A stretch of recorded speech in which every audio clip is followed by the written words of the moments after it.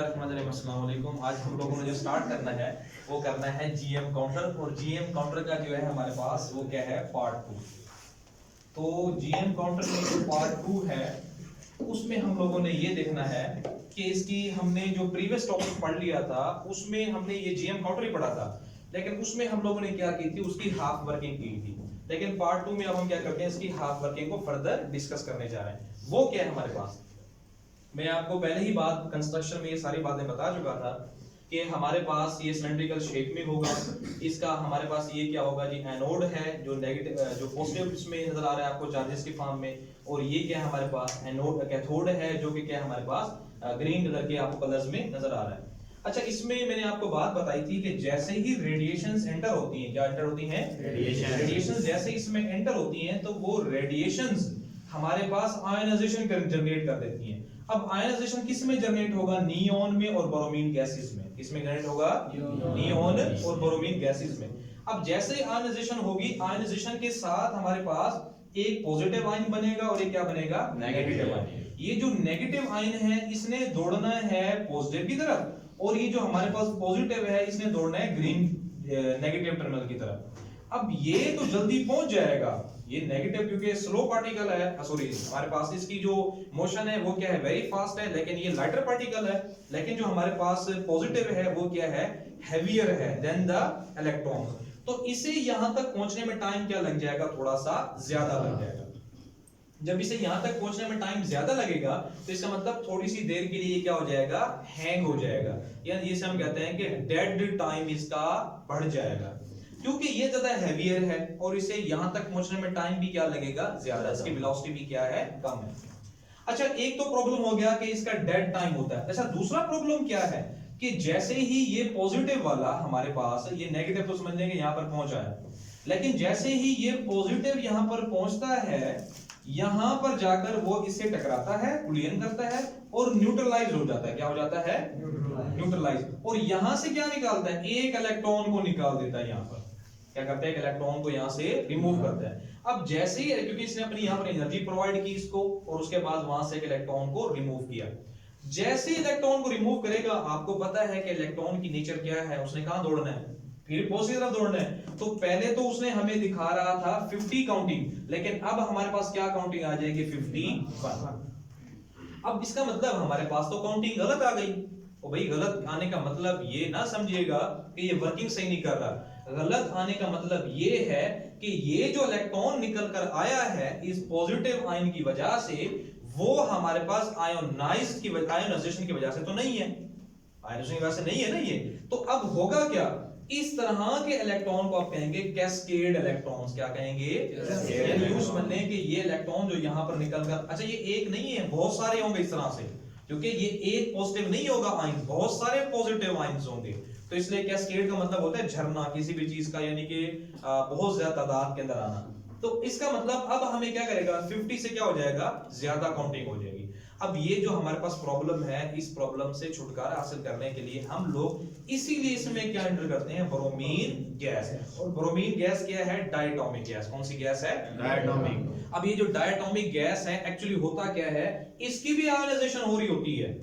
Ionization bromine की भी हो रही होती है, नियोन की भी हो रही होती है, लेकिन पहले किसकी होगी, ब्रोमीन। ये जो आपको ब्लैक कलर के डॉट्स नजर आ रहे हैं, सर्कल्स, ये पहले ब्रोमीन की होगी। ब्रोमीन के जैसे ही आयनाइजेशन होगी, इसके पार्टिकल्स या इसके जो आयंस है वो क्या पहुंच जाएंगे, जल्दी ऊपर पहुंच जाएंगे। ये जो कि मैंने आपको यहां पर दिखाई हुई बात मैं एक बार फिर बताता हूं कि हमारे पास ये डायटोमिक मॉलिक्यूल है, गैस है हमारे पास, इसकी आयनाइजेशन ये रास्ते में पड़े हुए थे, तो इसकी आयनाइजेशन हुई, और ये आयनाइजेशन करने के बाद कहां चल मूव कर जाएंगे, ऊपर। ये नेगेटिव टर्मिनल है ये वाला। जैसे ही ये यहां पर हमारे पास पहुंचेंगे, यहां से पहुंचने के बाद ये क्या हो जाएंगे, न्यूट्रलाइज हो जाएंगे, क्योंकि ऊपर नेगेटिव टर्मिनल है ना, ऊपर क्या है, नेगेटिव। तो ये क्या हो जाएंगे, न्यूट्रलाइज। क्या हो जाएंगे, ये न्यूट्रलाइज। जब ये न्यूट्रलाइज होंगे तो इसका मतलब अब इन्होंने कहां मूव करना शुरू कर देना है, नीचे मूव करना शुरू कर देना है। क्लियर हो गया।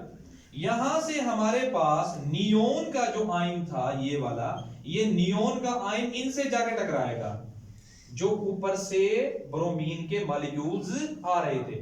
जैसे इनके साथ जाके टकराया वो, तो इसने क्या कर दिया, इन दोनों को जुदा कर दिया, यानी कि ये जो ब्लू वाले हैं ना, अब क्या हो जाएंगे, ये अलग हो जाएंगे। अच्छा, ये अलग हुए क्यों है, इस वजह से हुए कि इसने अपनी एनर्जी इनको प्रोवाइड कर दी और इन दोनों को क्या कर दिया, अलग कर दिया, इनमें सेपरेशन कर दिया। अब ये खुद कहां मूव करना शुरू कर देगा, ये लो एनर्जी के साथ इनके साथ टकराने के बाद इधर जाएगा, ऊपर ही जाना है ना इसने, लेकिन अब इसमें इतनी ज्यादा एनर्जी नहीं है कि ऊपर वाले जो इलेक्ट्रॉन्स हैं उनको क्या कर सके, वो कैप्चर कर सके, उन्हें कैप्चर वो नहीं कर पाएगा।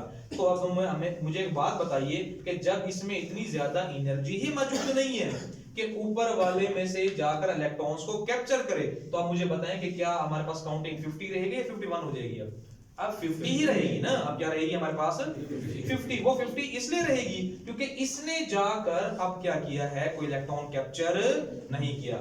वो काम किसने किया है, ब्रोमीन गैस ने। अब जो ब्रोमीन गैस है इसे कहते हैं हम क्वेंचिंग गैस कहते हैं। और मैंने आपको पहले ही बात बताई है कि जो क्वेंचिंग गैस होती है वो दो तरह की होती है, एक होती है सेल्फ क्वेंचिंग और एक क्या होती है, इलेक्ट्रिक क्वेंचिंग। ये जो बहुत से कमर्शियल्स हमारे पास काउंटर होते हैं उनमें ये सेल्फ क्वेंचिंग वाला प्रोसेस ही यूज हो रहा होता है। तो स्टार्ट में मैंने आपको ये बात बताई थी कि हम लोग ये ब्रोमीन गैस ही क्यों यूज करते हैं, तो उसकी रीजन यही है हमारे पास कि ये कैस्केड जो इलेक्ट्रॉन्स हैं उनको बचाती है, यानी काउंटिंग गलत होने से क्या करती है, हमारी हेल्प करती है।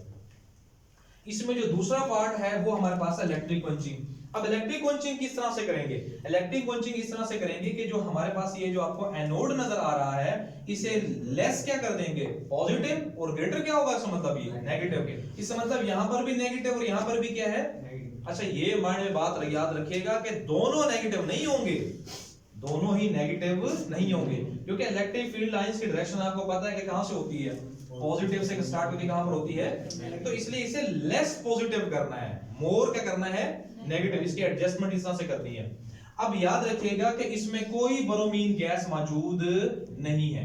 अब होगा क्या हमारे पास, जैसे ही ये रेडिएशंस एंटर होंगी इनमें क्या जनरेट कर देंगी, आयोनाइजेशन, यानी ये नियोन के मॉलिक्यूल्स हैं जिसमें एक होगा पॉजिटिव और एक क्या होगा, नेगेटिव। आपको पता है कि नेगेटिव दौड़ना है इधर, लेकिन पॉजिटिव कहां दौड़ के जाएगा, ऊपर। अब इसकी स्पीड स्लो डाउन हो जाएगी।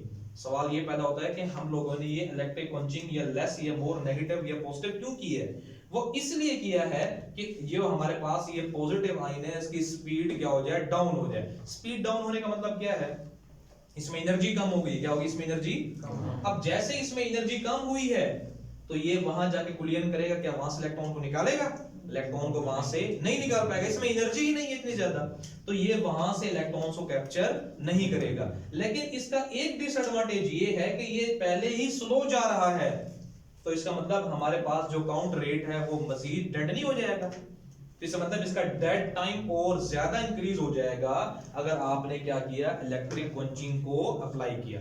तो ज्यादा एफिशिएंट इलेक्ट्रिक क्वेंचिंग नहीं है, ज्यादा एफिशिएंट कौन सी है, ब्रोमीन गैस वाली, जिसे कहते हैं हम सेल्फ क्वेंचिंग। अच्छा इसमें इसके यूजेस देखने आप लोग, तो यूजेस में क्या बात बताई हुई है कि हमारे पास ये जो जीएम काउंटर है, एक तो ये रेंज और पेनिट्रेशन पावर को बताता है, जो भी आयनाइजिंग पार्टिकल्स होते हैं ना उनकी किसको बताता है, रेंज को, और किसको बताता है, पेनिट्रेशन पावर को। बट ये भी याद रखिएगा इसका डिसएडवांटेज भी है और दूसरा इसका यूजेस भी है कि जहां पर आपने स्लो काउंटिंग करनी हो, कि जिस एक्सपेरिमेंट में टाइम का इफेक्ट ना आ रहा हो, तो इसे वहां पर क्या करते हैं हम लोग, यूज करते हैं। उसके बाद हमारे पास है जी इसके क्या बोला, ड्रॉबैक्स या डिसएडवांटेजेस क्या हैं। पहला डिसएडवांटेजेस तो ये है कि ये फास्ट काउंटर नहीं है, क्योंकि हमें इतना ज्यादा चाहिए नहीं, ये यूज भी वहां पर ही होगा जहां पर क्या होगा कि स्लो काउंटिंग करनी होगी, लेकिन कहीं कहीं पर अगर हमें फास्ट काउंटिंग करनी होगी तो इसके लिए ये हमारे लिए एफिशिएंट नहीं है। पहला डिसएडवांटेज ये। दूसरा डिसएडवांटेज ये है कि ये डिफरेंशिएट नहीं करता, यानी कि अल्फा, बीटा और गामा रेडिएशंस के दरमियान डिफरेंशिएट नहीं करता कि किसने कितनी रेडिएशंस क्या की हैं, जनरेट की हैं। और तीसरा इसका डिसएडवांटेज ये है कि हमारे पास ये हमें उन पार्टिकल्स की एनर्जी के बारे में भी नहीं बताता, जिसके बारे में उसकी एनर्जी के बारे में भी नहीं बताता। और ये भी इसका चौथा डिसएडवांटेज ये है कि ये हाई वोल्टेज देता है। और मैंने आपको पहले ही स्टार्ट में ये बात बताई थी कि ये 400 से 450 वोल्टेज क्या लेता है, अप्लाई करते हैं, तब ये जाकर क्या करता है, ऑपरेट करता है। तो ये हमारा जी आज का टॉपिक क्या हो चुका है, कंप्लीट हो चुका है, जो कि मैंने स्टार्ट में आप लोगों को जीएम काउंटर के बारे में बताया था कि वो क्या थी हमारे पास। इसकी समरी ये है कि सबसे पहले हम लोगों ने देखा कि दो साइंटिस्ट ने इसे बनाया था, एक का नाम गिगर था, दूसरे का नाम क्या था, मूलर था। और उसके बाद हम लोगों ने इसका बेसिक प्रिंसिपल देखा, इसकी डेफिनेशन देखी, फिर इसका बेसिक प्रिंसिपल देखा, उसके बाद फिर हम लोगों ने क्या डिस्कस किया, इसकी कंस्ट्रक्शन को डिस्कस किया, और नंबर पे नेक्स्ट पे क्या किया हम लोगों ने, इसकी वर्किंग को डिस्कस किया। वर्किंग को हमने किस में किया था, दो पार्ट्स में कन्वर्ट किया था, जो प्रीवियस लेक्चर में था वो वाला, और ये इसका क्या है, पार्ट 2 है। तो ये आज हमारे पास क्या हो चुका है, कंप्लीट। तो नेक्स्ट लेक्चर में हम क्या करेंगे, सॉलिड स्टेट डिटेक्टर्स को डिस्कस करेंगे। ओके जी, अल्लाह हाफिज़।